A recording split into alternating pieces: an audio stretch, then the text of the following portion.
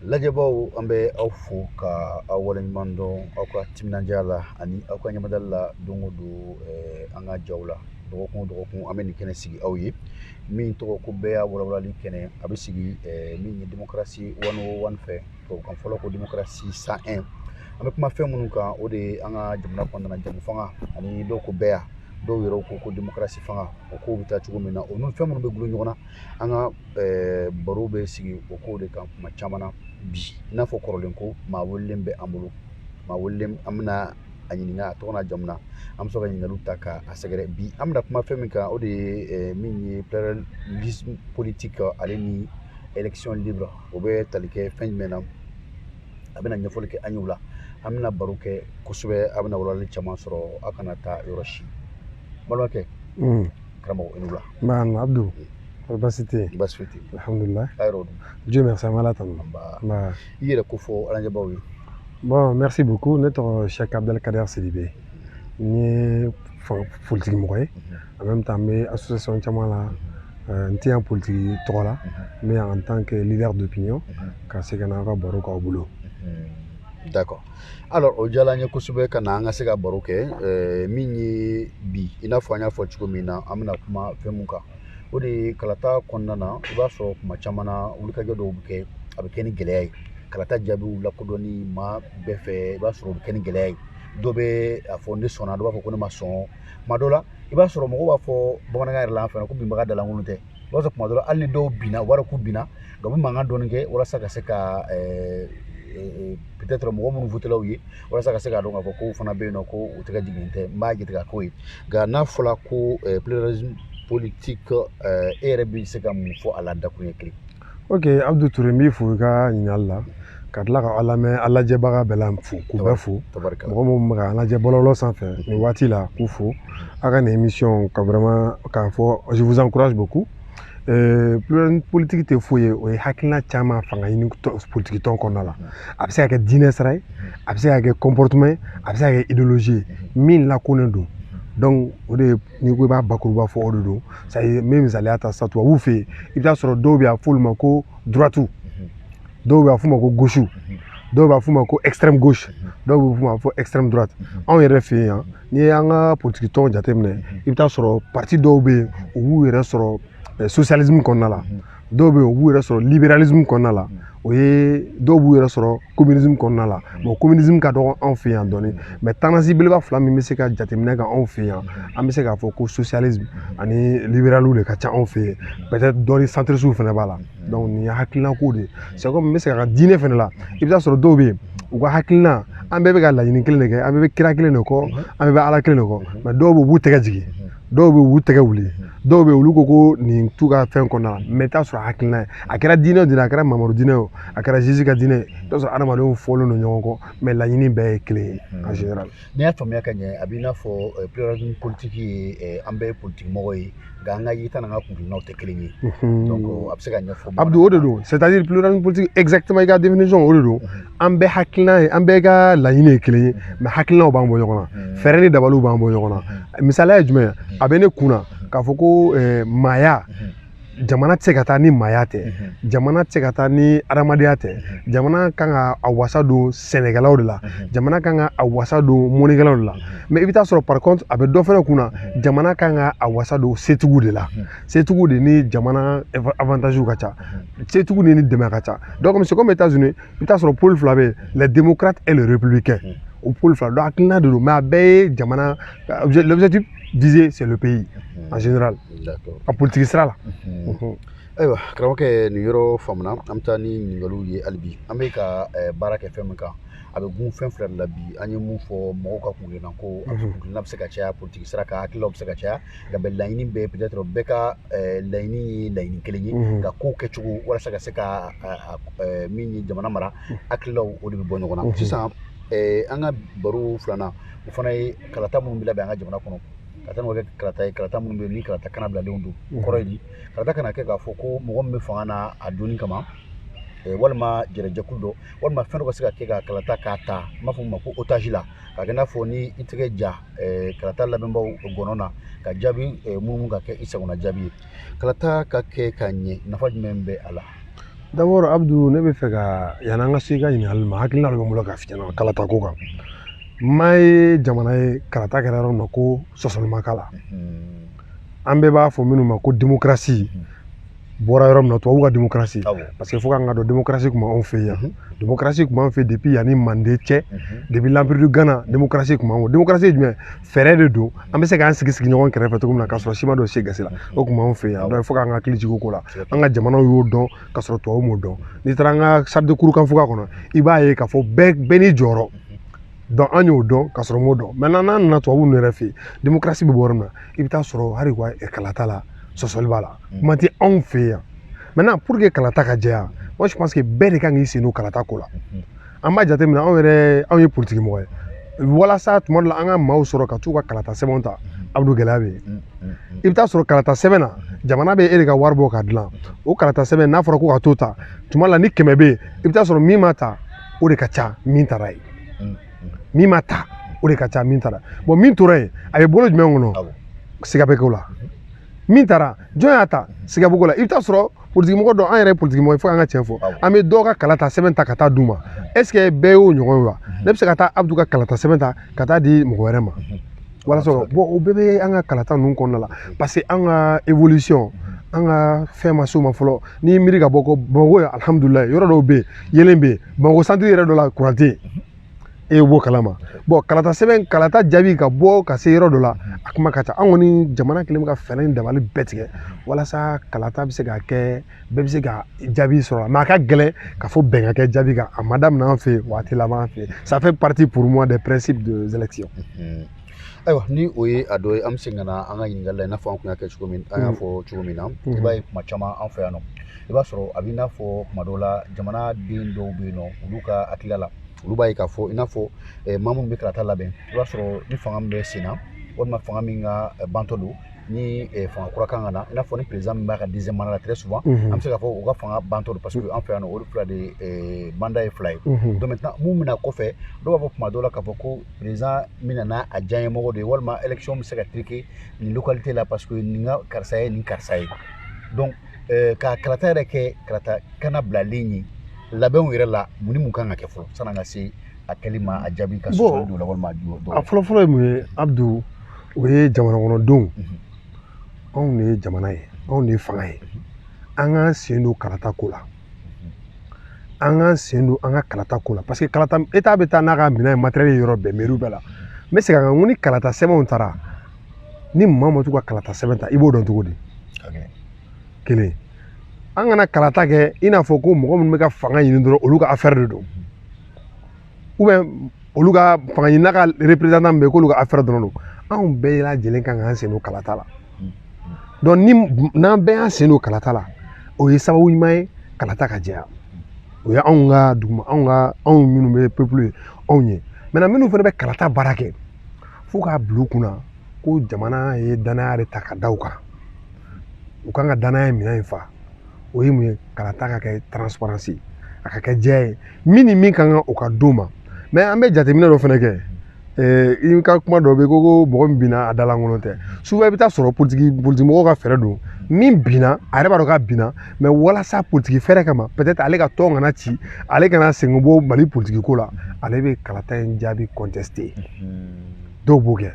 donc voilà un peu ne kɔni bolo jamana kɔnɔdenw u y'u sen don kalata la o ye jumɛn ye i ka kalata sɛbɛn i ka taa ta n'a bɔra i ka t'i tɔgɔ lajɛ lisi la i kana dɔw bɛ yen an b'a ye hali u bɛ su la voter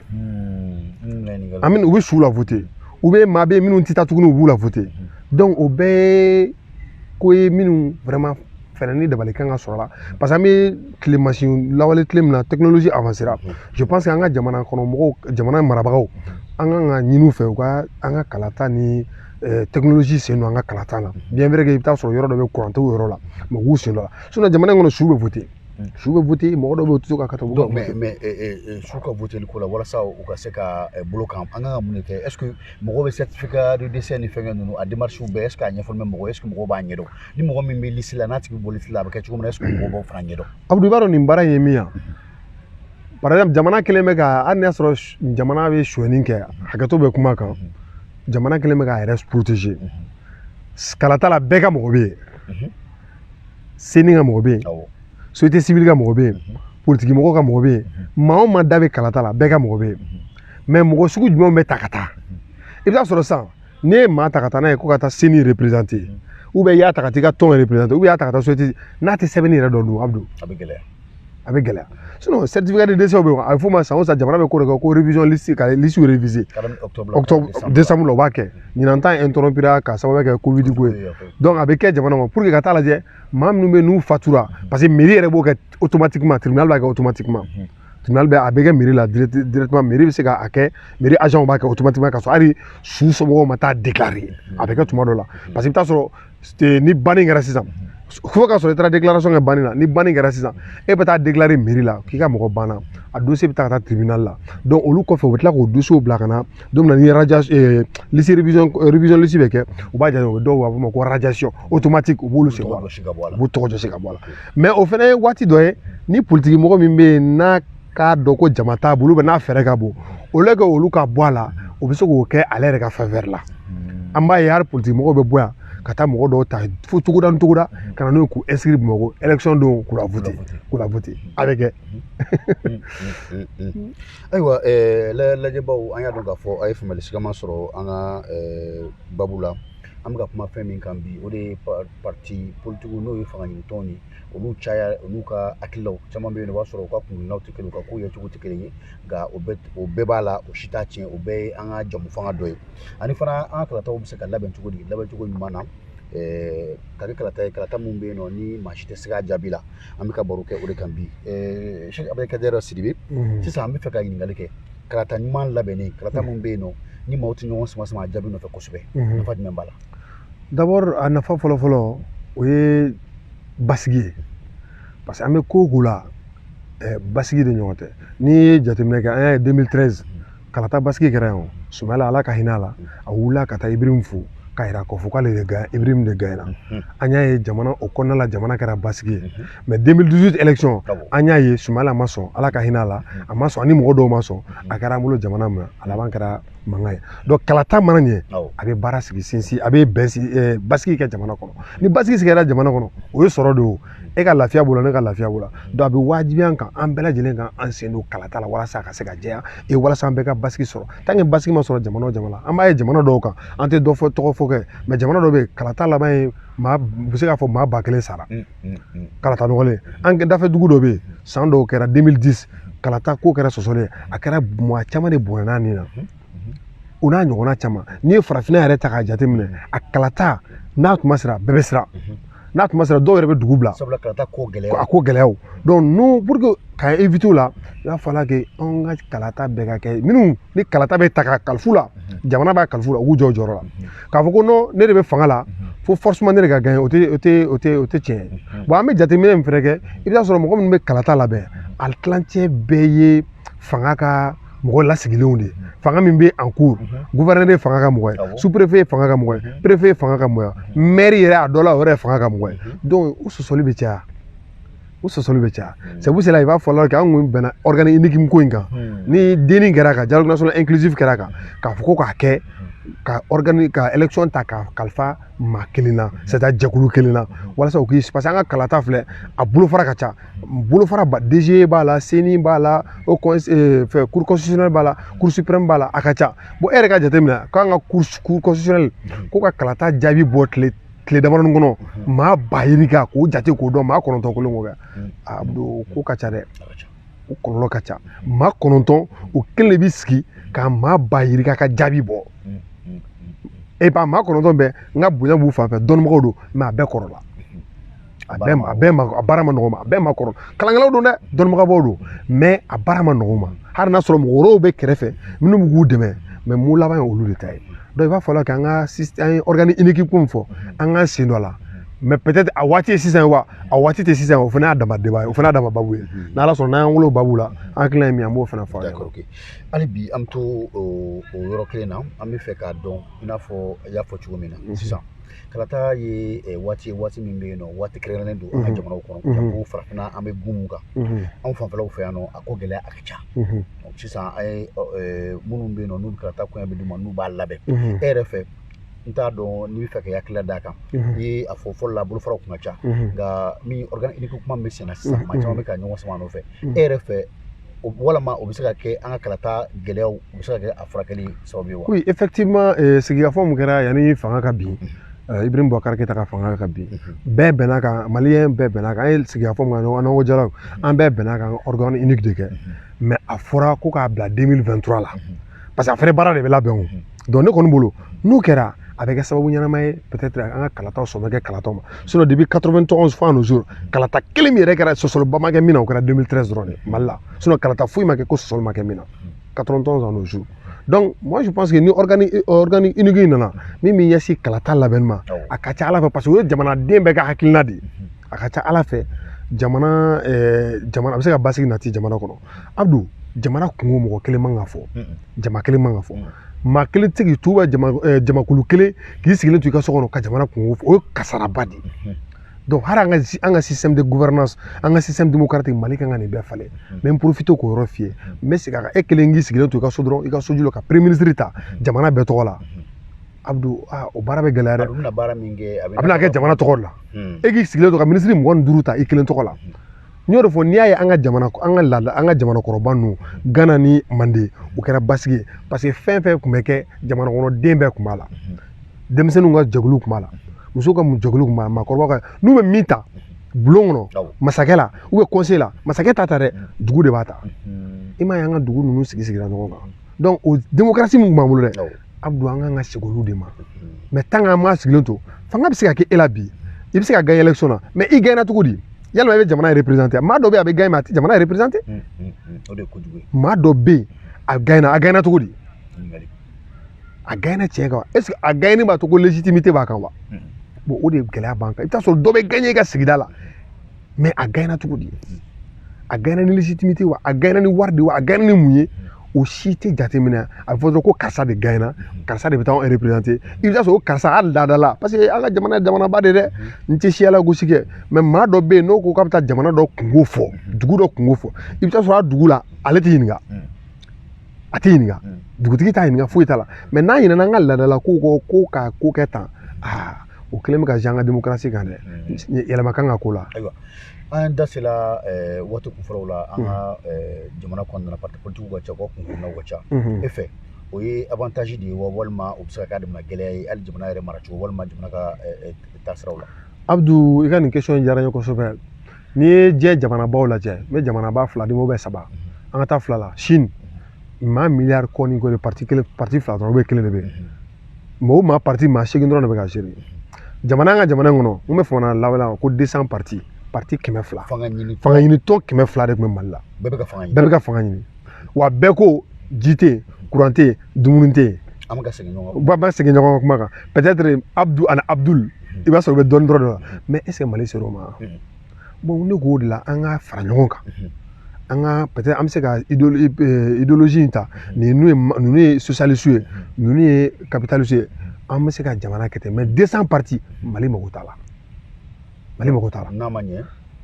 kulu minnu bɛ yen nɔ olu ka ɲɔgɔn sɔrɔ kulu kelen kɔnɔ ka kelen olu ka ɲɔgɔn sɔrɔ kulu kɔnɔ minnu bɛ ni taabolo yɛrɛ to la n b'a fɔ ko centriste olu ka to kun kɔnɔ mais i bɛ taa sɔrɔ tuma dɔ la anw fɛ yen socialisme le socialiste et le capitalisme u bɛ jɛ ka fanga ɲini dɔw ko maa ko de kan ka bila ɲɛfɛ dɔw ko sɔrɔ ko de kan ka bila ɲɛfɛ olu man ka dɔw ko ko sɛnɛkɛla mɔnikɛla bagakɛla k'o de hamina ko dɔw ko impôt ko waritigiw man ka impôt bɔ ko fantanw de kan ka bɔ hakilinaw tɛ kelen yɛrɛ idéologies tɛ kungilaw tɛ kelen mais a bɛ taa fara ɲɔgɔn kan o ye giringajɔ ye dɛ donc o bɛ min na an kan ka jɔ de k'an ka démocratie sɛnsɛn hali san mago parce que an taara démocratie photocopier de ta ka na mais démocratie b'an yɛrɛ fɛ n bɛ segin a kan démocratie tun b'an fɛ yan n'a ye maa min diya i ka taa salle de cours kanfɔ ka kalan n'a ye diya Gana ka kɔrɔ ni Mande 3 siècle san 300 de l'empire de Gana ni l'empire de Mande cɛ mais u bɛɛ sigira ɲɔgɔn kan parce que l'état était bien organisé jamana ko organisé len don bulon kun bɛ yen kun jumɛn o bulon de bɛ komi palais donc jamana organisé len kun don fɛɛrɛ kɛnɛ o y'an ka assemblée bi aujourd'hui an b'a ne ka jate la donc ninnu bɛɛ kun ye yɔrɔ min organisé len don donc n'an bɛ fɛ an ka organiser tiɲɛni kana don an ka jamana la a bɛ wajibiya an kan an ka hakilinaw fara ɲɔgɔn kan mais n tɛ min ye ka n bɛ segin a kan i bɛ taa sɔrɔ opposition majorité a bɛ t'u sɔrɔ élection la fanga ɲinitɔ la dugukɔnɔmɔgɔw tɛ foyi faamuya a la. min ye lajɛbaw ye an b'o fɔ ka waleɲuman dɔn an ka baro sira kuncɛyɔrɔ la a ka d'an ye i ka weleweledakan laban sani an ka bɔ nin kɛnɛ kan. bon n b'i fo ka a ka nin hakilina in fo kosɛbɛ parce que an bɛ kumaw fɔ tubabukan na origine don an ka jamana kan nin todunkan in a b'a to bɛɛ b'i ta sɔmɔ a kɔnɔna la o tɛmɛnen kɔfɛ Abudu jamana in sera an ka segin an kɔ an k'an yɛrɛ dɔn an ka kɛ an yɛrɛ fɛ an ka ko to ɲɔgɔn ta la an ka sabali ɲɔgɔn kɔrɔ n'o kɛra an bɛ bɔda ye hakɛto bɛ kuma kan. lajɛbaw hakɛto bɛ kuma kan ni kun ye Sheikh Abdelkader Sidibe politikima don jɛkulu caman fana bɛ yen nɔ a bɛ min ye fasoden ɲumanya wulikajɔw kɛ o jɛkulu kɔnɔna na k'aw fo ka waleɲuman dɔn aw ka ɲamadaliw la an y'a fɔ a ɲɛna k'a fɔ nin baara in kɔni ye maa caman baara de